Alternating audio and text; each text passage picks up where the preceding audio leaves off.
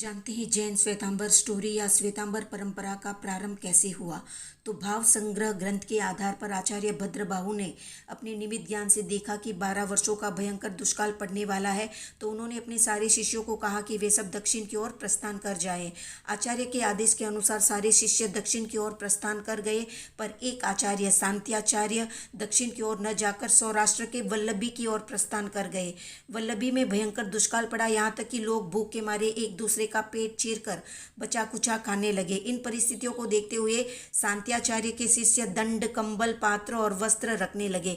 कालांतर में जब दुर्भिक्ष समाप्त हुआ, सुभिक्ष आया, तो आचार्य ने अपने सारे शिष्यों को कहा कि अब सुभिक्ष आ गया है, प्रायश्चित करो और पहले की तरह साधु के कठोर नियमों का पालन करो। शांत्याचार्य के सभी शिष्यों ने कहा कि अब पहले की तरह कठोर जीवन का पालन नहीं हो सकता, हम इसी तरह रहेंगे। आचार्य ने जब जोर देते हुए कहा कि नहीं, हमें पहले की तरह ही साधु जीवन के कठोर नियम पालन करने होंगे, तब उनके एक शिष्य जिनचंद्र ने आवेश में आकर उन पर दंड से प्रहार किया और वे वहीं मृत्यु को प्राप्त हो गए। कालांतर में इन्हीं जिनचंद्र से श्वेतांबर परंपरा का उदय हुआ, ऐसा माना जाता है दिगंबर ग्रंथ के आधार पर।